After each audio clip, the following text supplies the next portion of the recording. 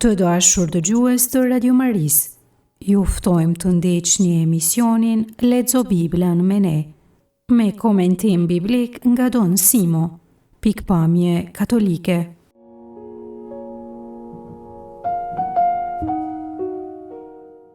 Në takimin e sotshëm lexojmë pjesë nga libri i Daljes, kapitujt 19-24. Tekstin do të lexojë Diana Ukaj nga Vogova, ndërsa katekezen do të bëj Gasper Marku nga Vlora.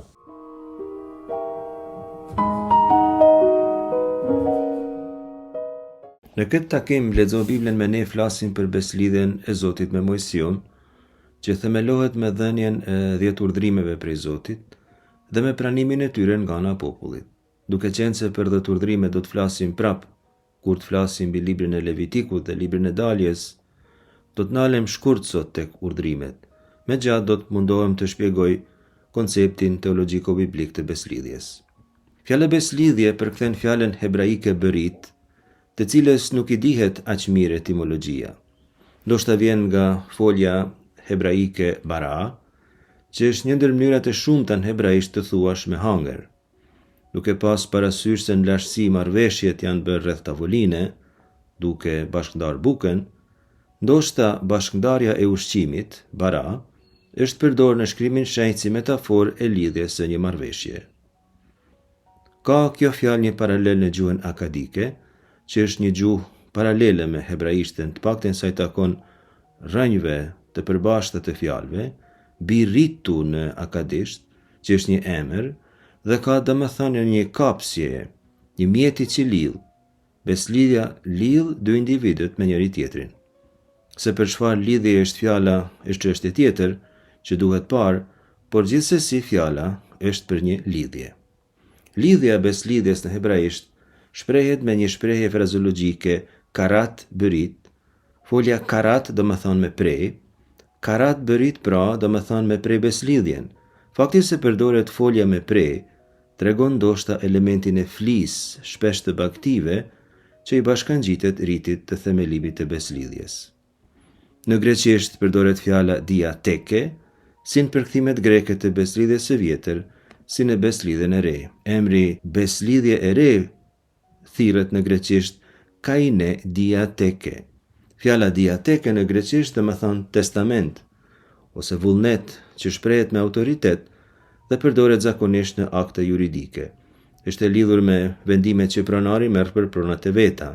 Ai shpesh vendos t'ia lëj si testament tokat e tij djalit ose shërbëtorit, është e drejtë e tij dhe vendos ai në mënyrë të lirë. Kjo fjalë thekson se edhe pse beslidhja është midis dy palëve, krejt çështja është në dorën e atij që merr iniciativen, në dorën e Zotit në këtë rast. Mund ta shpjegoj me që jemi në këtë temë edhe termin latin fedus. Kjo fjalë kishte përdorim politik në atë kohë. Në politikë ndërkombëtare faktikisht, fedus ishte lidhja midis Romës dhe popujve aleat, marrëveshja bilaterale që ata bënin. Mirëpo, kjo marrëveshje ishte gjithmonë asimetrike. Me Romën lidhnin aleancë vende shumë më të vogla se Roma. Populli i Izraelit lidh aleancë me Zotin, por kjo aleancë është si një fedus.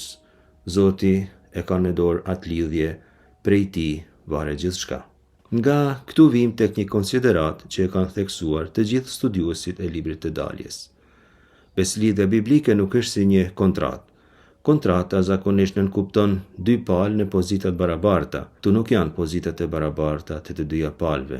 Kontrata është e kushzuar nga kryerja reciproke e detyrave. Tek beslidhja biblike nuk kemi kryerje reciproke të detyrave, sepse nuk vjet në diskutim a do ta mbaj beslidhjen Zoti apo jo. Në diskutim është populli, sepse Zoti është besnik. Nëse marrëveshja shkelet, ajo shlyhet tek një kontratë. Tek beslidhja nuk shlyhet asnjëherë, ajo plagoset, dobësohet, bie në krizë, në vështirësi, por është gjithmonë aktive.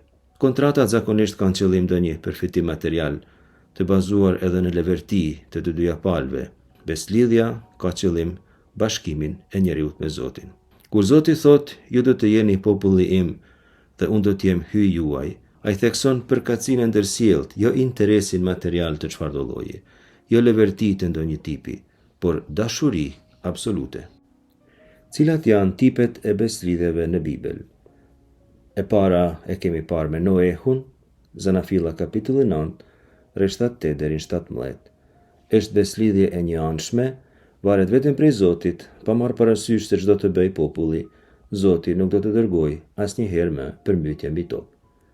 Shkruan kështu: unë po lidh beslidhjen time me ju, nuk do të shfaroset më asnjë gjallës me ujërat e përmbytjes, dhe nuk do të ketë më përmbytje që shkreton tokën. Dhe hy i tha: kjo është shenja e beslidhjes që unë po bëj ndërmjet meje e juve dhe me çdo gjallës që është e ju për të gjitha breznitë e ardhshme. Ylberin tim do ta vë në re dhe do të jetë shenja e beslidhjes ndërmjet meje dhe tokës. Beslidhja tjetër është me Abrahamin, Zanafilla kapitulli 17, shton shenjen e rrethprerjes, e cila nuk është kusht për marrjen e premtimit, por gdhendja e premtimit mbi trupin e popullit të beslidhjes. Beslidhja mbartet fjalë për fjalë në mish. Shkruan kështu Zanafilla 17, 10 deri në 13, po lexoj. Ja beslidhja ime që duhet ta mbani ndërmjet meje e juve, domethënë ndërmjet pasarsve të tu pas teje. Të gjithë meshkujt e tu do të rrethpriten, do ta rrethprisni lëkurën e gjymtyrës suaj, që të jetë shenjë beslidhje ndërmjet meje dhe juve. Foshnja 8 ditëshe ndër ju le të rrethpritet, çdo mashkull, brezni pas breznie, si ai që lind në shtëpi, si ai që blehet me para, prej çdo të huaji që nuk është i fisit tuaj. Le të rrethpritet edhe sklavi i lindur në shtëpi ose i bler. Beslidhja ime do të bëhet në mishin tuaj, beslidhje përhershme. Beslidhja tjetër është me Mojsiu në Sinai, është beslidhje dypalëshe, është me kusht, populli marr përsipër detyrimin, gjithçka që ka thënë Jave, ne do ta bëjmë. Këtë pra do ta shohim sot gjatë këtij takimi. Atëherë kemi beslidhjen që Zoti lidh me Davidin. Libri 2 i Samuelit kapitulli 7, e gjejmë edhe tek Psalmi 89, është ai që quhet premtimi dinastik. Davidi është bir, Zoti është ati. Në mënyrë thelbësore, ndërkohë që mbretët individual mund të dënohen për mëkat, vetë beslidhja shpallet e pakputshme. Për krahjen time, s'do t'ja mungoj, siç ja mungova Saulit, te cilin e hoqa prej fronit para teje. Libri 2 i Samuelit kapitulli 7, rreth 15. Është thelbi i shpresës mesianike. Është një premtim që nuk do të shuhet asnjëherë, pa marrë parasysh rrethanat historike në të cilat do të gjendet Izraeli. Mbreti mund të gabojë, mund të jetë edhe mëkatar, por për hir të Davidit, që shpallet bir, Zoti do të ruaj beslidhjen me të gjithë pasardhësit e Izraelit. Atëherë kemi temën e beslidhjes së re, lexojmë tek Jeremia kapitulli 31, rrethta 31-34 dhe tek Ezekieli kapitulli 36, rrethta 26-27. Profetët, veçanërisht Jeremia, mendojnë se arsyeja kryesore e thyrjes së beslidhjes është zemra e njeriut, ngurtësia e zemrës së njeriut. Beslidhja e re e kalon raportin me Zotin në fushën më intime të mundur të njeriut, parashë transformimin e natyrës njerëzore. Jeremia 31, 33 deri në 35. Po lexojmë. Por ja beslidhja që unë do ta lidh pas këtyre ditëve me shtëpinë e Izraelit, është fjala e Zotit. Në shpirtin e tyre do ta fus ligjin tim, do ta shkruaj në zemrën e tyre, atëherë do të jem hyj i tyre e ata do të jenë populli im. Dhe atëherë s'do të kenë nevojë ta mësoj njëri tjetrin e vllai vllan njihe Zotin, sepse të gjithë do të më njohin, prej më të voglit e deri në më të madhin, thot Zoti, sepse do ta fal fajsinë e tyre, e s'do ta kujtoj më mëkatin e tyre. Ezekieli 36:26 shkruan kështu: unë do t'ju jap një zemër të re, një shpirt të ri do ta fus në ju, do ta nxjerr nga mishi juaj zemrën e gurt, e do t'ju jap një zemër mishi. Shpirtin tim do ta fus në ju, e do të bëj të ecni urdhrimeve të mia, e t'i zbatoni e t'i vini në veprim gjygjet e mia. Mund të arrijmë në përfundim se beslidhja e ndryshon njeriun, e transformon krejtësisht. Ky ndryshim është shumë pozitiv për te, sepse ai arrin ta zbuloj Zotin të pranishëm në jetën e vet. Disa fjalë shkurt mbi strukturimin e beslidhjes. E para është se Zoti ka gjithmonë iniciativën, është ai që ndërmerr raportin me njeriu. Njeriu pranon ose nuk e pranon. Atëherë beslidhja ka baza historike. Çdo beslidhje bazohet në që Zoti ka bërë në të kaluarën. unë jam hyji yt që të nxorën nga Egjipti, për shembull. Njeriu ka të drejtë t'i besoj Zotit sepse Zoti ka bërë punë të mëdha për te. Pika 3 janë detyrimet, rrjedhin nga marrëdhënia me Zotin dhe kanë për qëllim thellimin e marrëdhënies me Zotin. Urdhrimet nuk mbahen për t'i mbajtur. Urdhrimet të gjithë kanë qëllim të ndihmojnë njeriu të thellojë marrëdhënien me Krijuesin e tij dhe shpëtuesin. E 4 është shenja, çdo beslidhje ka një shenjë, për shembull ylberi, rrethprerja, e shtuna, buka e vera për beslidhjen e re. Shenjat janë trupore, materiale dhe bëjnë beslidhjen të prekshme. Së fundi asnjë beslidhje nuk është e kotë, sepse secila përmban një premtim. Ata do t'jenë populli im dhe unë do t'jem hyji i tyre. Është premtim për trashëgimi të amshueshme. Është mirë që në fund të kësaj paraqitje, ndoshta një fije teknike, të fjalës beslidhje të përmend një fjalë hebraike që duhet ta di gjithkush.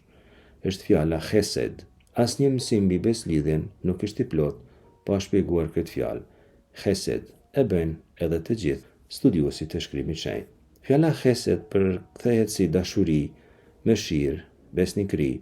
Sipas ekspertëve të hebraishtes, nuk mund të përkthehet mirë me një fjalë të vetme në gjuhën tona moderne, sepse është fjalë shumë e pasur me kuptim. Ajo e ka kuptimin e çfarëdo lloj gjëje që është e mirë. Kjo shpjegon arsyen pse Zoti lidh beslidhje me popullin.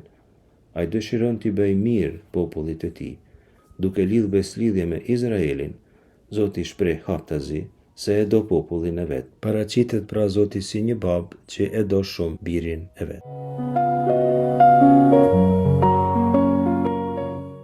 Nga libri i Daljes, kapitulli 19, rreshtat 3 deri në 6.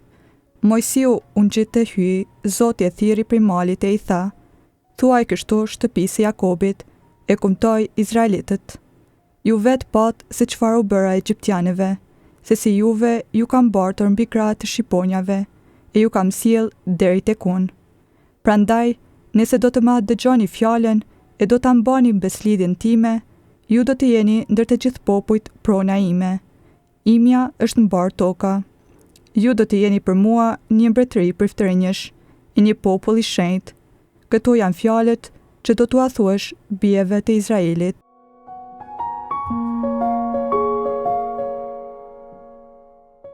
Rreshtat që lexuan janë pjesë e kuadrit narrativ që i paraprin dhënies së 10 urdhrimeve. Populli përgatitet për të marrë urdhrimet. Zoti këtu mban një fjalim në të cilin prezanton vetveten dhe propozon beslidhjen. Prezantimin e vete Zoti e bën duke u deklaruar hyj i Abrahamit, i Izakut dhe Jakobit, që e ka nxjerr popullin nga Egjipti në mënyrë të mrekullueshme. Propozimi i beslidhjes bëhet me një kusht: nëse dëgjoni dhe i ruani rregulloret dhe urdhrimet. Në fund, Zoti jep një premtim se populli jetë meshtarak, mbretëror dhe profetik. Ti shohim këto elemente njën nga një. Gjëja e parë që thekson teksti është se Jezusi ngjitet në mal, rreshti 3. Në Shkrimin e Shenjtë, mali është vendi ku Zoti banon. Ky është një mentalitet universal.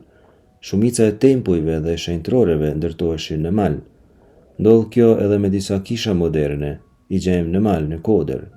Shënimi se Mojsiu u ngjit në mal tregon se ai i shkon Zotit në takim. Te rreshti 4, Zoti thot se e ka bartur popullin mbi krahët e shqiponjes. Ju vet pat se çfarë u bëra egjiptianëve, se si juve ju kam bartur mbi krahët e shqiponjave e ju kam sjell deri tek unë. Fjala mjaft e studiuar në Sharim, shqiponjat, përmende edhe tek rreshti 11 i kapitullit 32 të ligjit të përtrirë. Si shqiponja që bën gjira kur do zogj t'i mësoj të fluturojnë, mbi ta i hap e i palon krahët, ashtu e mori Izraelin, e mbarti mbi flatrat e veta. Zoti e krahason veten me një shqiponjë që i mbart të veçlit e saj mbi krah. Analogjia shqiponjës ka së paku 2 kuptime. E para, kujdes dhe mbrojtje. Populli mbështetet tek Zoti, i cili e mban atë në krahët e veta, e mbështjell me krahët e veta si shqiponja zogjt e vet. Zoti kujdeset pra për popullin e vet. Zoti thot popullit: unë jam kujdes për ty. E dyta, se shqiponja është shenjë e takimit me mbinatyroren. siç fluturon shqiponja mbi zonat armike dhe i kalon pengesat e ndryshme, ashtu edhe Zoti u ka mundësuar izraelianëve kalimin e detit të Kuq. Dhe thot Zoti, ju sollat e ritekun. Shpjegohet qëllimi i beslidhjes. Do ta mësojmë një herë për gjithmonë.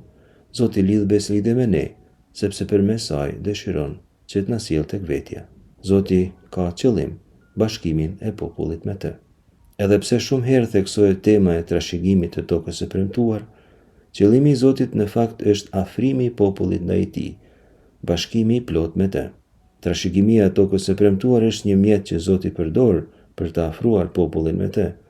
Të gjitha hiret që Zoti jep kanë si qëllim bashkimin e njeriut me të. Dhe tek rreshti 5 theksohet kështu: nëse do ta dëgjoni zërin tim. Këtu kemi një ndërtim hebraik të veçantë të fjalisë. Në hebraisht është kështu, unë po e citoj: im shamoa tishmeu. Mund të përkthehet kështu: nëse për një mend do të më dëgjoni. Pra këtu është kushti, nëse populli do ta dëgjojë Zotin. Zoti shpreson që populli do ta dëgjojë për një mend sinqerisht, jo vetëm me fjalë, por me gjithë zemër. Fjala shama në hebraisht do të thonë me dëgju, por njësoj si në shqip me dëgju do të thonë edhe me u bind, me qenë i dëgjueshëm. Nuk janë në konsiderat deklaratat që jep populli pra, por orientimi i plot i vetvetes drejt tij. Populli mund të jap premtime të bukura dhe të flasë gjëra të mira, por nuk kanë vlerë nëse ai nuk e ka sinqerisht me të vërtet vullnetin e drejtimit të jetës së vet drejt Zotit. Në fund Zoti deklaron: do ta ruani beslidhjen time. Shamar bërit. Shamar bërit është shprehje teknike që ka domethënien e beslidhjes së Zotit të themeluar në besnikëri ndaj tij. Beslidhja është zgjedhje e lirë e popullit. Është vullneti i liri i tij ta ruaj beslidhjen. Këtu Zoti jep një tjetër mësim esencial. Toka që populli trashëgon është e Zotit. Tek rreshti 5 Zoti thot: e imja është e gjithë toka. Zoti është zotrues i universit. Ai nuk është një hyjni private, personale, një kombi, sepse Zoti nuk ka nevojë për këtë komb, ai nuk ka nevojë për Izraelin. Ai i jep atij diçka të veten, tokën, sepse ajo do ta mundsoj të ruaj marrëdhënien me të, dhe e jep thjesht sepse e do. Sepse do që populli të ruaj marrëdhënien me Zotin. Tek rreshti 6 popullit i jepen 3 tituj teologjik të rëndësishëm. I pari është se populli është një mbretëri priftërinjsh, mbretër dhe priftërinj. Kjo ka një domethënie kolektive. Izraeli krejt është një popull priftëror, nëpërmjet tij Zoti lidhet edhe me kombet e tjera. Priftëria nuk është privilegje një fisi, por një thirrje i krejt popullit. Izraeli kështu siguron marrëdhënien e të gjitha kombeve me Zotin. Gjithashtu, Izraeli është popull i shenjtë, sepse i përket Zotit në mënyrë ekskluzive. Për fjalën shenjtëri do të flasim përsëri në të ardhmen, por këtu me 2 fjalë mund të themi se në hebraisht kadosh, të paktën sipas domethënies etimologjike të kësaj fjale, domethën i lanun me një anë, i ndar prej tjerëve. Izraeli, si popull i shenjtë, rri në dispozicion vetëm te Zoti dhe i përkushtohet vetëm atij. Ai gjithashtu nuk ka Zot tjetër përveç hyjtë të Abrahamit, Izakut dhe Jakobit, atij që e ka nxjerrë nga skllavëria e Egjiptit.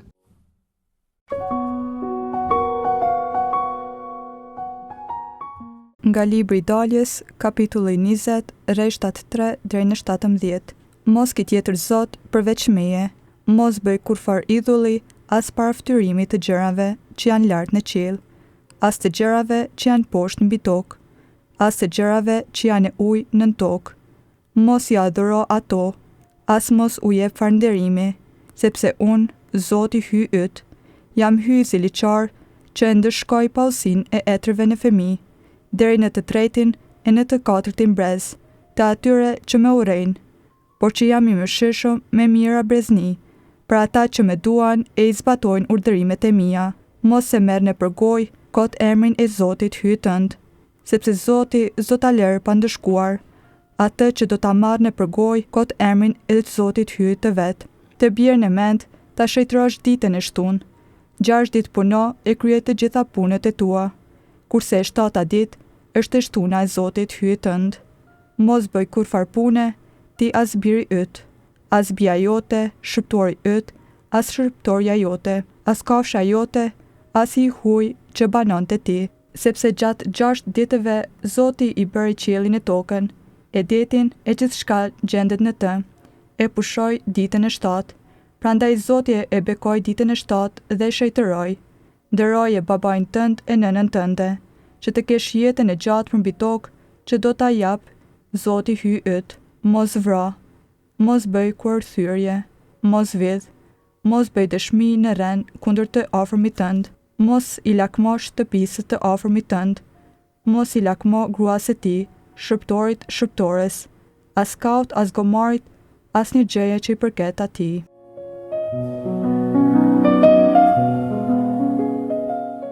Lexuam pra 10 fjalët, siç quhen në hebraisht, 10 urdhrimet. Ato nuk paraqiten si një kod juridik, e kemi thënë, por si udhëzime, si mësime universale. Fjala Torah, e mbani mend, vjen nga folja yara, që do të thotë të mësosh, të edukosh. Urdhrimet e Zotit janë edukat për popullin. Flet këtu vetëm Zoti, në këto rreshta Mojsiu as pak, edhe Mojsiu si populli i merr ato prej tij. Pra, Mojsiu këtu ka të njëjtin dinjitet dhe të njëjtën pozitë që ka edhe populli. Të urdhrimet paraqiten në 2 tabela paralele. Rreshta 3 deri në 11 flasin për qëndrimin e popullit ndaj Zotit, ndërsa rreshta 12 deri në 17 ndaj tjerëve. Tek Mateu, kapitulli 22, rreshta 37 deri në 14, Jezusi i bashkon këto 2 tabela paralele në një mësim të vetëm. Po lexoj: Doje Zotin hyjin tënd me gjithë zemrën tënde, me gjithë shpirtin tënd dhe me gjithë mendjen tënde. Ky është më i madhi dhe i pari urdhrim, i dyti është i barabartë me të: duaje të afërmin tënd për si vetveten. Në këto 2 urdhrime varet i tërë ligji dhe profetët. I pari pra është mos ki zot tjetër përveç meje, rreshti 3. Ky urdhrim pretendon që Izraeli të ketë marrëdhënie ekskluzive me Zotin. Në hebraisht thuhet lo yihye lecha Elohim acherim al panai. Mos të kesh hyjni tjera para fytyrës sime, fjalë për fjalë. Me shprehjen al panai para fytyrës sime, theksohet kërkesa e një marrëdhënie intime dhe kërkuese me Zotin. Populli dhe Zoti takohen fytyrë për fytyrë. Nuk mjafton të thuhet se Zoti thjesht ndalon kultin e zotave tjerë. Ai pretendon tërësinë e vëmendjes të besnikërisë ndaj tij dhe të orientimit personal drejt Zotit. Ky është themeli mbi cilin mbështeten të gjitha urdhrimet e tjera. Është e kotë të pretendohet mbajtja e urdhrimeve nëse populli nuk është i përkushtuar Zotit krejtësisht. Tek rreshtat 4 deri në 6 ndalohen përfytyrimet e ndryshme të Zotit. Mësimi është se Zoti nuk mund të manipulohet, nuk mund të shndrohet në diçka që të pëlqen ty ose si e imagjinon ti. Zoti është autentik, është ashtu si është ai që është. Nuk kufizohet me skulptura ose me përfytyrime. Kështu bëjnë ata që djekin zotat pagan. Izraeli nuk do të bëj asnjë përfytyrim të Zotit. Zoti thot edhe se është një Zot xheloz, el kanna në hebraisht. Kjo është një mënyrë tjetër për të thënë atë që kemi thënë tashmë. Zoti e do pafundësisht popullin e vet. Asnjë hyjni tjetër nuk mund ta dojë atë siç e do ai. Ai nuk mund të zëvendësohet për një Zoti tjetër. Rreshti 7 thot mos e merr në përgojë kot emrin e Zotit, hyj tënd, sepse Zoti s'do ta lërë pa ndeshkuar atë që do ta marrë në përgojë kot emrin e Zotit hyj të vet. Emri në botën e hershme, por edhe sot, simbolizon personin që e quan, e bën simbolikisht të pranishëm. Përmes respektimit të emrit shprehet edhe respekti për personin. Kur e përmend emrin e Zotit, vend e pa vend dhe në çfarëdo konteksti, në çfarëdo teme dhe ambienti, ti e bën të pranishëm diku ku Zoti nuk dëshiron të jetë, ku nuk i takon të jetë dhe nuk është i respektueshme për të. E përdor emrin e Zotit për tema që në të vërtetë refuzojnë Zotin. Ai bëhet i pranishëm sipas levertive të personit. Mësimi është ky, se cilën herë që përmendet emri i Zotit, thirret prania e tij aty. Rastet kur përmendet emri i tij do të jenë dinjitoze gjithmonë. Kemi edhe urdhrin e pushimit të ditës së shtune, rreshta 8-11. Shabat nuk është thjesht një ditë pushimit, është shenjë me të cilën shprehet besimi dhe falënderimi ndaj Zotit krijues dhe çlirues. Ti e di se ekzistenca jote nuk varet prej asaj sa punon e prodhon, por prej Zotit, i cili me provaninë e tij të jep gjithçka që ke nevojë për jetë, sidomos mundësinë të hysh në marrëdhënie të gjallë e të dashur me të. Pjesa e dytë e urdhrimeve flet për marrëdhëniet e Izraelit në qarkun e vet familjar dhe me kombet që do të takojë në tokën e premtuar. E para është e lidhur me prindrit, rreshti 12. Nderoje babain tënë në nënën tënde që ta kesh jetën e gjatë përmbi tokë, që do ta jap Zoti, hyji yt. Është urdhrimi vetëm i Zotit që përmban një premtim që ta kesh jetën e gjatë. Prindrit janë ata që ta kanë dhuruar jetën, ata që janë bindur urdhrimit, shtohuni dhe shumohuni, mbusheni tokën. Që lexojmë tek libri Zanafills, kapitulli i parë, rreshti 28, por edhe shumë herë tjera, sikurse e kemi parë. Kapitulli 9, kapitulli 17, 28, 35, 47, edhe tek libri i Daljes, kapitulli i parë. Dhe kështu, prindrit, duke dëgjuar urdhrin e Zotit, shtohuni dhe shumohuni, mbusheni tokën, kanë bashkëpunuar në veprën krijuese të Zotit. Ti nderosh prindrit do të thotë të pranosh jetën si dhuratë që vjen prej Zotit. Mos vra, tek rreshti 13, folja hebraike është ratsa, prej nga vjen urdhri lotirtsa dhe ka kuptimin e vrasjes fizike, marrjes së jetës së tjetrit. Mirpo njeriu është i krijuar në përngjasimin e Zotit, e kemi lexuar tek Zanafilla kapitulli i parë, rreshtat 26-27. Secili njeri, sapo tham, e ka jetën dhuratë e Zotit. Vrasja është një ndër krimet më të mëdha që ekzistojnë nga ana teologjike, sepse i takon ti marrësh tjetrit diçka që ja ka dhënë Zoti, diçka më të shtrenjtë që vjen prej Perëndis, jeta. Rreshti 14, mos bëj kurorthyrje. Këtu prekim temën e martesës, e cila është një beslidhje e mirëfillt midis burrit dhe gruas. Është shembull, siç do ta shohim kur të flasim për disa profet, i marrëdhënies së Zotit me popullin e Izraelit. Martesa si e tillë është një ndër krijesat e para të Zotit. Njerëzit janë martuar gjithmonë, qysh se dihet për njerëzimin. Shkelja e besnikërisë martesore shkelat marrëdhënie njerëzore që strukturon familjen, e cila është e shenjtë, por edhe simbolikisht raportin e dashurisë që Zoti ka me popullin e vet. Besnikëria në martesë dhe besnikëria ndaj Zotit janë pasqyrë e njëra tjetrës. Kush është i gatshëm të tradhtojë bashkëshortin ose bashkëshorten, nuk do të jetë besnik as në gjëra tjera të jetës, në të cilat kërkohet dhurimi i vetvetes, por do të brellë hap pas hapi duke kërkuar interese personale. Mos vill, rreshti 15, prona nga ana biblike është e shenjtë, sepse është dhuratë e Zotit. Zoti jep pronën më të bekuar, tokën e premtuar. Ajo është në një farë mënyrë simbol i pronës së gjithkujt. Gjërat që kemi dhe në të cilat jetojmë janë dhuratë e Zotit dhe si të tilla japin kontribut, e kemi thënë, ta zhvillojmë raportin tonë me të. Njeriu në tokë shtrin ekzistencën e vet, respekti për pronën e tjetrit është në një farë mënyrë respekt për personin dhe për vendin ku ai e ka shtrirë ekzistencën e vet. Por është edhe një kontribut për mbarvajtjen e marrëdhënieve ndërnjerëzore në shoqëri. Shoqëria bazohet tek respekti i kufive të privatësisë së njeriu, për të cilën gjithkush ka edhe të drejtë edhe nevojë. Rreshti 16, mos bëj dëshmi në rren kundër të afërmit tënd. Kjo thekson se vërteta është themeli i bashkësisë, ajo është bazë e çdo marrëdhënie njerëzore. Nuk mund të mendohet rregull e paqe në botë nëse njerëzit nuk kanë besim në njëri tjetrin, ose nëse ky besim periodikisht vihet në pyetje. Tani, rabint kanë theksuar një element tjetër të ky urdhrim. Zoti është e vërteta, tek ai nuk ka asnjë gënjeshtër, s'ka rrena. Rrena është ndaluar sepse nuk i përshtatet as pak qenies së Zotit. Është pra domosdoshme që shoqëria edhe familja t'i vejë bazat e veta në raportet e sinqerta ndërnjerëzore, që sa më shumë t'i përngjajë Zotit, që është i vërtetë. Dhe së fundi, mos i lakmo shtëpisë të afërmit tënd, mos i lakmo gruas së tij, shërbëtorit, shërbëtores, as kaut, as gomarit, asnjë gjëje që i përket atij. Rreshti 17. Ky është një ndër urdhrat që prekin fushën e brendisë, së ndërgjegjes së njeriut. Prek dëshirat e tija, thot Shën Pali duke kujtuar përvojën e vet. Për mëkatin nuk dita përveç me anë të ligjit, sepse nuk do të dija për prirje të keqe, po të mos kishte thënë ligji mos lakmo. Letra Romakëve, kapitulli 7, rreshti 7. Lakmimi është një ndër tendencat më të thella të gjendjes së njeriut.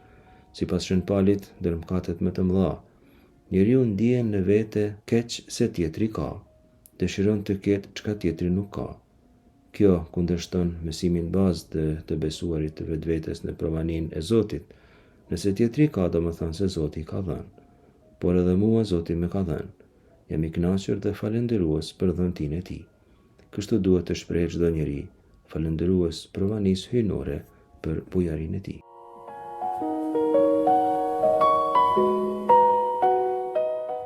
Nga libri i Daljes, kapitulli 24, rreshtat 12 deri në 18.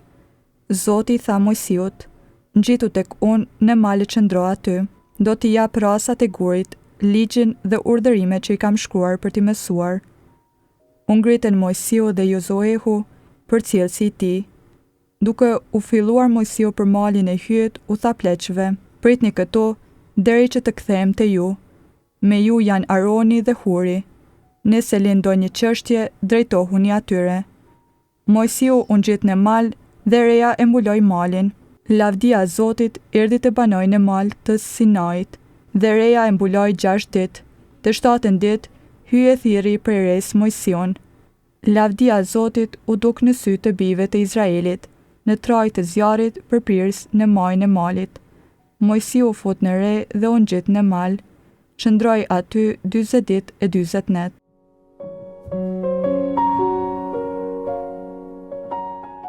Te këto rreshta lexuam se si Zoti thret në mal Mojsiun dhe Jozuehun. Ngjitu tek unë në mal dhe qëndro atje. Është një lëvizje drejt Zotit që është e qëndrueshme. Atje do të marrin rasat e gurit ku janë të shkruara urdhërimet. Jo vetëm Mojsiu dhe Jozuehu rrinë gjatë me Zotin, por me pranimin e rasave të urdhërimeve dhe bashkëndarjen e tyre me popull në shkretir, secilit njeri i jepet mundësia të qëndrojë me Zotin. Beslidhja është mënyra e mrekullueshme që Zoti jep dhe lidh me popullin, që ky të jetë i lidhur me të përjetësisht. Por kjo sekuencë ka edhe një dimension tjetër. Fakti se ligji është i shkruar në gur tregon se është solid, i pandryshueshëm. Mojsiu ule pleqve udhëzimet. Pritni këtu deri që të kthehemi te ju. Me ju janë Aroni dhe Huri. Nëse lindo një çështje, drejtohuni atyre. Zoti nuk e lë vetëm asnjëherë popullin e vet. Mirë po njeriu të ndohet kollaj, siç do ta shohim. Në mungesën e Mojsiut do të adhuroj vigjin e artë. Ky është një mësim se Zotit i duhet qëndruar gjithmonë besnik. Mojsiu dhe Jozuehu rrinë në mal 40 ditë e 40 net, rreshti 18.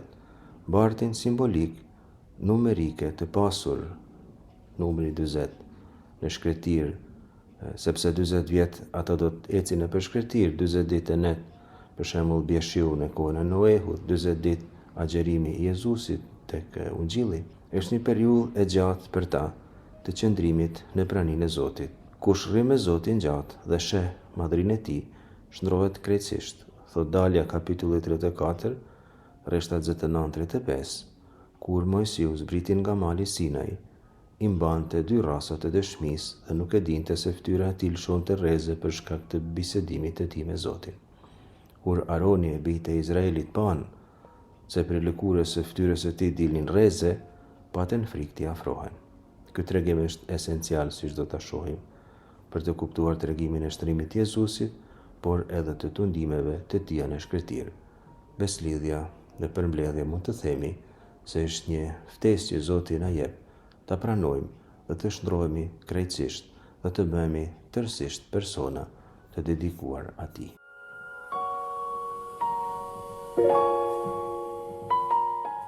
Në këto kapitujt të librit të Daljes do të flasim.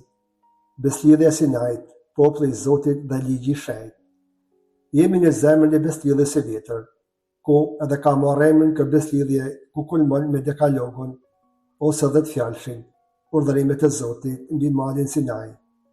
Ku në këtë beslidhje në qendër të saj janë 10 urdhërimet e Zotit, me autor ndërmjetësin mes popullit të Izraelit dhe Zotit Mojsiut. Populli i Izraelit është shliruar nga slllavëria e Egjiptit. Pas kalimit në detin e Kuq dhe ecjes në shkretëtir, ato mrrinë në malin Sinai. Këto ndodh një nga momentet më të rëndësishme dhe historike të popullit hebre. Zoti don me bë beslidhje me popull, don që të jetë prona ati, një popull i zgjedhur dhe një popull i shenjtë. Ky popull që tashmë është i lirë, ka disa muaj që ecën drejt malit Sinai, për të përgatitur për një takim me Zotin. Mali Sinai është afër Egjiptit dhe është një nga vendet më të rëndësishme në traditën biblike. Sepse kur themi mali Sinai, kuptojmë vendin e takimit me Zotin. Vend i shenjtë, prania e lavdisë së Zotit të gjallë dhe momentin themelor i beslidhjes që është dekalogu. Izraeli nuk është me një turm skllëvrish të lirë, por bëhet populli i Zotit. Populli i Izraelit ka ngul fushimin kundër malit. Mojsiu e përgatit popullin në takim me Zotin. Në shkrimin e shenjtë paraqitet një situatë pak dramatike. Mali është i mbuluar nga tymi dhe zjarri, ushtën nga zëri i boris dhe bubullimat. Zoti është i pranishëm dhe askush mos ta prek malin. Vetëm Mojsiu dhe Aroni mund të ngjiten. Këtu e shohim qartë lavdinë, shetërinë dhe sovranitetin e Zotit. Është një Zot i gjallë që e don popullin e vet dhe don me bë me të një pakt, një marrëveshje. Ai të jetë Zoti i tyre dhe Izraeli prona e tij. Është plot autoritet dhe besnik. Don të shëlbojë popullin e tij. Populli është e pritje dhe i gatshëm për çdo plan që Zoti ja parashtron nëpërmjet Mojsiut. Zoti ja kumton lajmin e mirë. Prandaj, nëse do të ma dëgjoni fjalën e do ta mbani beslidhjen time, ju do të jeni në të gjithë popujt prona ime. Ju do të jeni për mua një mbretëri prej shtrinsh dhe një popull i shenjtë. Populli përgjigji, do të bëjmë gjithçka tha Zoti. Ky është premtimi i Zotit për popullin e tij dhe vula marrëveshjes mes popullit dhe hyi. Çfarë thot Zoti, atë edhe e bën. Jemi në aktin final dhe solemn.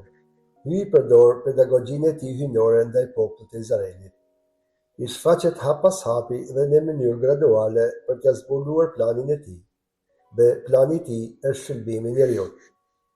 Edhe pse ligjet nuk janë mjete të shëlbimit, por Zoti hyj e drejton këtë popull në mënyrë graduale drejt shëlbimit, që është vetë Zoti shëlbues, që e heq këtë vend në Krishtin birin e tij në beslidhjen e re. Zoti shpall 10 urdhërimet. Bën marrëveshje me popullin e tij, vendos disa kushte, ligje dhe rregullore, ose mund të themi një kushtetut, që populli të jetojnë mirë në marrëdhënie mes njëri tjetrit dhe hyjit. Zoti flet. Urdhëri i parë. Unë jam Zoti i hyjit, mos ke tjetër Zot përveç meje. Mos bëj kurfar idhulli, mos i adhuro ato, as mos u jep fare nderimi, se unë jam Zoti i hyjit, jam hyj i zeliqar. Besoj se populli i Izraelit nuk ishte shumë komod me këtë ligj. Ky kishte dalë në liri me fuqinë e Zotit, nga një vend i dhunës dhe i skllavërisë. Ishin mësuar të adhuronin faraonin dhe abortarët e tij. Kulti ishte vetëm për njeriu e pushtetshëm e jo për hyjin. Zoti këto kërkon që ta ndryshojë shikimin. Të adhurohet Zoti e jo njeriu, dhe asgjë që i përket atij, sepse vetëm Zotit i takon adhurimi. Unë jam Zoti i hyjit, s'ka Zot tjetër përpos meje. Mos bën kurfar idhulli, ky është një ndër urdhrat e prerë. Mos e bën se e fyen Zotin. Idhujt figurativ janë ato idhujt e punuar nga dora e njeriut, si trupore druri, guri, metali e tjerë, sikurse viçi i artë dhe shumë të tjera, të njerëzit i nderonin dhe i adhuronin si zota. Këto janë ritet pagane, por nga një herë bëhen pjesë reale edhe në jetën tonë si besimtar.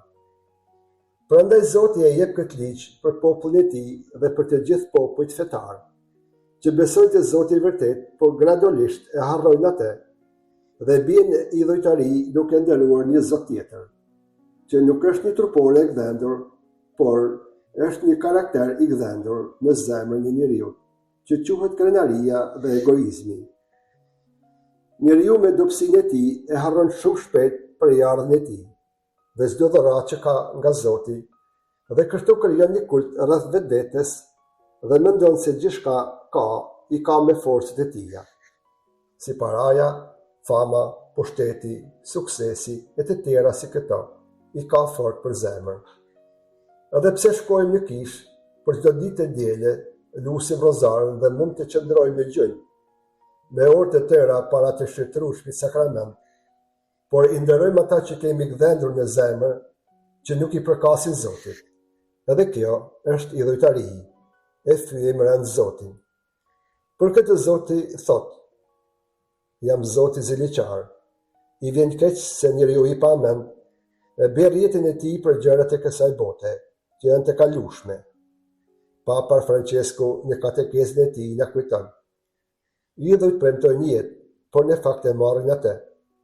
Zoti i vërtet nuk kërkon jetë, por e dhuron. Urdhri i dytë: mos e merr në përgojë kot emrin e Zotit hyjit tënd. Zoti është e vërteta absolute, shetëria përkryer dhe dashuria përsosur. Atëherë vjen pyetja: pse duhet ta marrim në përgojë kot këtë emër kaq të shenjtë? Pse duhet ta përdorim emrin e tij vend e pa vend, kot dhe pa nevojë? Pse figura e tij do të përgojohet pa nderim? Kjo është thyrja që ja bën emrit e tij të shenjtë. Shën Francesku i Azizit thoshte: kur e përmendi emrin e Zotit hyjit tim, i shihej një ëmbëlsi në gojën time. Faktikisht, flasin për Zotin, mundohen të ambushin mendjen të tjerëve që besojnë, e në realitet as nuk e njohin dhe nuk e bëjnë vullnetin e tij dhe e shpotisin. Zoti nuk është një histori ose një ide që të mbushim ditët tona kafeneve me miq, por është marrëdhënie personale, bi dhe atë, ku duhet ja besojmë krejt ekzistencën tonë në duart e tija dhe të hyjmë në këtë marrëdhënie që është vetëm lutja dhe adhurimi, si Zoti i vërtet i jetës sonë. Atëherë mund ta përmendësh emrin e Zotit vetëm kur ta falenderojmë për gjithçka është dhe bën në jetën tonë. Urdhri i tretë: të bie ndërmend që ta shetrosh ditën e shtunë. 6 ditë puno e krye të gjitha punët e tua, kurse 7 ditë është shtuna e Zotit hyjit tënd. Zoti po shoj ditën e 7, është ligji i tretë i Zotit. Të 3 ligjet e para të dekalogut janë për nderimin e Zotit. Në ligjin e parë Zoti kërkon të mos ketë Zot tjetër. Në të dytin, të mos e përdorim kot emrin e tij, dhe i treti, Zoti kërkon që dita 7 e javës të mos punohet, por të shëtrohet në nder të emrit të tij të shenjtë. E shtuna e Zotit është shtuna që populli i Izraelit doli nga Egjipti në mënyrë të mrekullueshme në mes të detit të Kuq. Kjo e shtunë nuk ishte shumë larg nga momenti që është dhënë ligji në Sinai. Është pak muaj më përpara. Zoti thotë që ta shetrosh këtë ditë në nder të Zotit. Ta kujtosh dhe ta nderosh Zotin hyjin tënd. Të nxori me krah të fuqishëm nga dheu i Egjiptit, ti dhe pasardhësit e tu pas teje. Dita ashtune për popullin hebre është një ditë shumë e veçantë, janë pashkët e bijve të Izraelit. Ne e dim se fjala pashk do të thotë kalimi, kalim nga skllavëria në liri. Kjo festë shumë e rëndësishme që janë pashkët e Zotit, pra Zoti ka lënë. Zoti ka lënë detin e Kuq bashkë me popull. Prandaj Zoti thotë të shetrohet kjo ditë si dita fitores mbi mëkatin. Faraoni dhe Egjipti në kontekstin biblik personifikojnë të keqen mëkatin, por në faktin në besledhjen e re Krishti është pashka e re. Kerigma, që vdiq në kryq, u ngjall nga të vdekurit dhe është ngritur në qiell ditën e rreshajve. Me të drejtë Zoti kërkon nga bijtë e tij shetrimin, bekimin dhe falenderimin e kësaj feste. Të pushosh ti dhe familja jote në nder të kësaj feste, nuk do të thotë të dalësh nga realiteti i përditshmërisë sate. Nuk do të thotë të frekontosh vendet publike, bare, restorante e vende turistike, me pije dhe zdërhallje, ahengjësh në emër të pushimit, por të marrësh vetdije për ta falendëruar Zotin hyn tënd në shpirt dhe në të vërtetë. Psalmi 62 na kujton: vetëm në hyn pushon shpirti im. Pra, ku pushon shpirti jon përveç se në Zotin? Te ai është paqja. Të diellave në Eukaristinë e Shenjtë, çdo i pagzuar është i ftuar në tryezën e eukaristike, në vdekje dhe në ringjallje bashkë me Jezusin. Dhe ku mund ta bekojmë Zotin për të gjitha mirësitë e tija, për jetën, familjen, punën dhe për çdo person që është në jetën tonë. Pashka Zotit që është dita e diel, na jep mundësinë të bëjmë paqe me Zotin, me vetveten dhe me të tjerët. Ky pushim na regjeneron fuqitë e shpirtit dhe të mendjes për të rifilluar vazhdimsinë e aktiviteteve tona me një zemër të re, sepse është Krishti në Eukaristi që na shoqëron me paqen e tij për t'ia dalë mban jetës mundane. Urdhëri 4. Ndërroje babën e nenën tënde që ta kesh jetën e gjatë për mbi tokë, që do ta jap Zoti hyj. Ky është urdhërimi i 4. Një ndër 7 urdhërat që i përkasin njeriu. Të parën urdhër Zoti e vendosi të nderohen prindërit. Zoti krijoi njeriu mashkull dhe femër, burr dhe grua. Burri dhe gruaja janë figura qendrore në një familje, prindërit. Këto prindër, baba dhe nëna, janë bashkëpunëtorë në planin e krijimit bashkë me hyjin. Zoti nëpërmjet dashurisë që ka vendosur në zemrën e tyre, na dhurojnë jetën. Ja pra, prindërit janë figura dytë pas Zotit. Ata janë që na kanë dhuruar jetën. Dhe Zoti ynë Jezu Krishti kishte nevojë për një familje, për të kujdesur, për të arritur e edukuar sa ishte fëmijë. Dhe ati zgjolli Marin dhe Jozefin, prindërit e tij. Familja është shëmbëllese e rinisë së shenjtë. Ja pra pse duhet nderuar baba dhe nëna, kur do të qofshin ato. Nuk ka prindër të përsosur për bijtë e tyre, janë si Zoti dhe duhet të nderohen si Zoti. Nuk mund të gjykohen, as nuk duhet të poshtërohen në asnjë rrethan, kur do të qofshin ato, por duhet të nderohen. Ky është urdhri i Zotit. Nuk ka vend për të justifikuar, është baba dhe nëna jote. Nderoje. Duhet të kemi pak kujdes. Zoti thot qartë, nderoje. Nuk thot vetëm bëj shërbim ose ndihmoje, ose kujdesu për te. Po, këta janë normale, por duhet nderuar. Duhet t'i jepë nderi që i takon, sepse është prindi yt. Jeta sot po na paraqet një tablo jo të këndshme, prind të braktisur, të sëmur, të harruar në peshën e varfërisë dhe të lodhjes, nga vitet që kanë kaluar dhe nuk kujdeset askush për ta. Sa herë janë gjetur në të vdekur në shtëpitë e tyre me ditë të tëra, dhe askush nuk kujdesej nga fëmijët, ku është babi im, si do t'jetë me shëndet, ku ndodhet tani. Ndalo njeri, mendo pak për ardhmën tënde. Kush të solli në jetë? Kush investoi për ty, për të rritur me vuajtje dhe sakrificë? Këto nuk them vetëm nga ana financiare. Ndero prindin tënd sa të jetë në këtë jetë, pastaj do të mungoj, por nuk do ta kesh më. Urdhri 5 na çon te vrasja. Nuk ka mëkat me të kopshën e motezisë e vrasja. Në çdo histori njerëzore, madje edhe në shkrimin e shenjtë, ka shumë raste ku njeriu don me u bë si Zoti, me zon vendin e tij dhe me vendos mbi jetën e të tjerëve. Luftrat. Shumë njerëz të pushtetshëm, udhëheqës të ndryshëm për të mbrojtur pushtetin e tyre dhe famën, edhe pse janë të krishterë, shpallin popujve të tjerë ose popullit të tyre, luftra ose genocide dhe vdesin me qindra mira njerëz të pafajshëm, gra, fëmijë, të moshuar, pa menduar dhe kujtuar se janë jetë njerëzish, janë bijtë e Zotit. Kur rrafshohen shumë qytete e fshatra, Zoti thot, mos vra. Vrasja drejt për drejt mes individëve për arsye të ndryshme, drejtojnë armën dhe vrasin. Nuk mendojnë se janë para një vepre djallëzore të frymzuar nga shpirti së keqes. Pse tërë ky mlef për vëllain tënd? A nuk është ai biri i të njëjtit tatë sikurse edhe ti? Kush ta jep ty këtë të drejtë ja marrësh jetën vëllait tënd si Kaini i Abelit. Ullu një herë dhe mendoj njëri, jeta është një dhuratë nga Zoti dhe askush nuk ka të drejtë mbi jetën e tjetrit, aq më shumë t'ja marrësh atë. Pleqërohu me parë me vëllain tënd, thirr edhe dy të tjerë dhe këshillohu. Toka, kufiri, gardhi, rruga shumë si këto janë vetëm shkaqe që të çojnë në aktin final të vrasjes.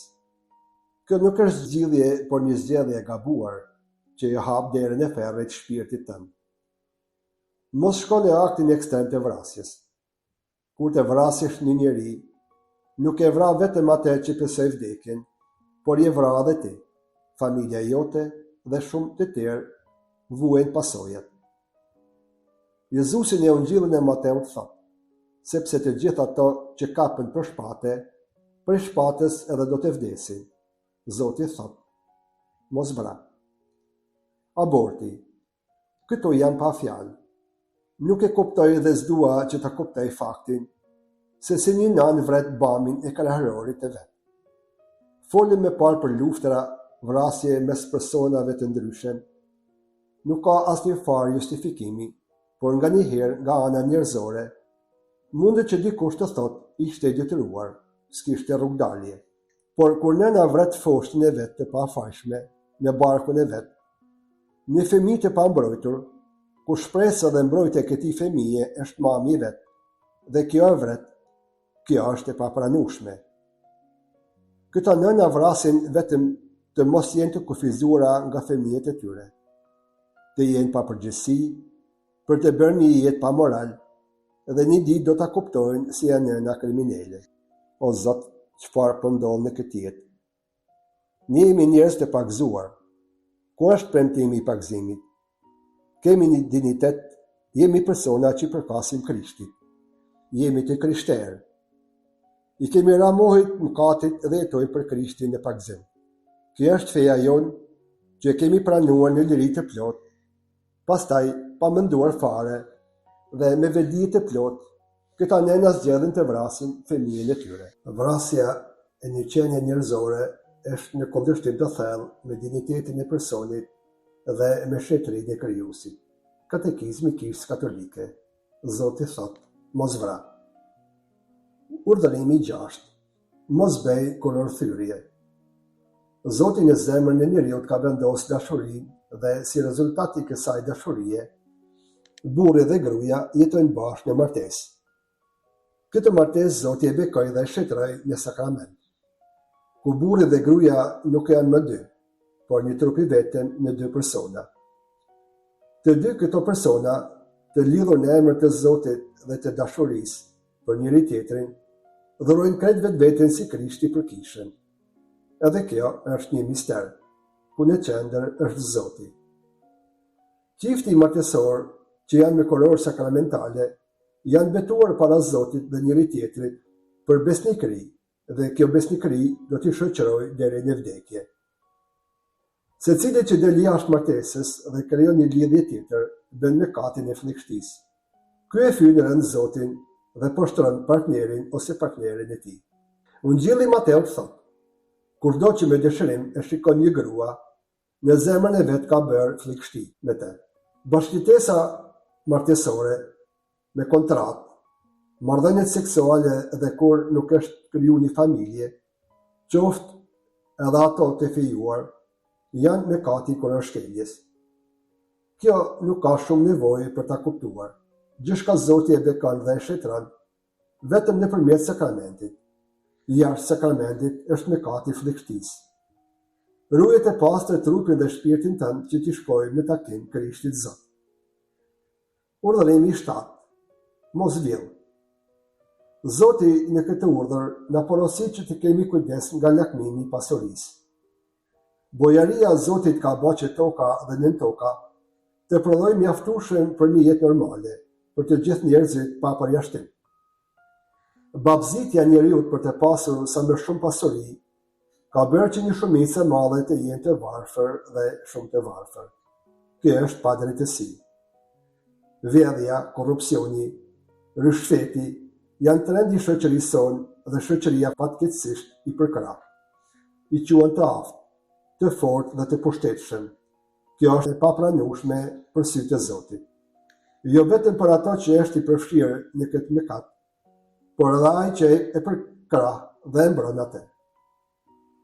Jo të gjithë janë të aftë për të fituar mjaftueshëm për një jetë normale, por ty që Zoti të ka pajisur me shumë donti, si fizike ashtu edhe intelektuale, dhe fiton me shumë se ai që nuk ka, ndaje bukën tënde me të uriturin, se nuk është e gjithë e jotja. Ti që ke me shumë, do të mendosh edhe për atë që s'ka. Të gjitha janë të mira, Zoti nuk është kundër pasurisë, por sado pasuritë kemi, shpirtin ton nuk e mbush pasuria. Shpirti jon mbushet vetëm me Zotin. Ungjilli Mateut na thotë: çdo bi ka njeriu nëse fiton barbotën, por e humb jetën. Urdhërimi 8. Mos bëj dëshmi në rrenë kundër të afërmit tënd. Në qendër të zemrës së njeriu është një ndjenjë fuqishme që quhet ndërgjegje. Kjo është e aftë ta drejtojë njeriu nga e mira, e vërtet që është hyj. Zoti thotë: unë jam rruga, e vërteta dhe jeta. Ndiqe ndërgjegjen tënde, leja gjymtyrët e tua dhe mendjen tënde t'i binden dhe dëshmo të vërtetën që është Zoti hyj. Mos dëshmo rreshëm kundër vëllait tënd dhe nëse të shtrëngojnë. Mos u bën palme të keqin, mos ke frikë. Thuje pa frikë të vërtetën para të tjerëve, se për këtë jemi të thirrur. Sepse kur të dëshmosh të vërtetën, ke dëshmuar Krishtin. E vërteta të bën të lirë. Urdhërimi 9. Mos lakmo shtëpisë të afërmit tënd. Dhe urdhëri 10. Mos i lakmo gruas së tij, shërbetorit, shërbetores, as kaut, as gomarit, as një gjëje që përket atij. Lakmimi është mëkati i zemrës. Në të dy ndër këto urdhra Zoti na porosit: mos lakmo. Lakmia e prish zemrën e njeriu. Ajo të çon në grindje dhe në mllef ndaj të afërmit tënd. Falëndero Krijuesin për ato që ke, si në qoftë për familjen tënde, po ashtu edhe për pronën tënde. Ne jemi kalimtarë në këtë jetë, nuk e trashëgojmë botën, por zemra jonë duhet të jetë lidhur në Zotin, që të trashëgojmë jetën e amshuar. Përveç këty në 10 urdhërimeve në kapitujt 21, 22, 23, Zoti ja jep popullit të Izraelit edhe një kod civil, edhe një kod penal. Nga çështjet më të thjeshta deri te ato më të rëndësishme. Për skllëvër, për jetimet, për gratë e veja, për dhunimin e virgjërave, për vrasje, për vjedhje, për ligjet morale e religjioze, në mënyrë që jeta e popullit të Izraelit të jetë në harmoni dhe në paqe. Kjo është beslidhja vjetër që drejton dhe është përgatit popullin për një beslidhje tjetër. Kjo në malin Sinai, ajo në malin Kalvar. Kjo me rasa guri, ajo me drurin e kryqit. Beslidhja vjetër në ndërmjetës Mojsiun, ajo me vetë Jezu Krishtin. Kjo në 10 urdhërimet e reja me 7 sakramentet. E vjetra për të na bërë të lirë, e reja për të na bërë ditë e hyj. Ligji shkruar me gishtin e Zotit, hiri i shëlbimit, boron nga zemra shporuar e Krishtit.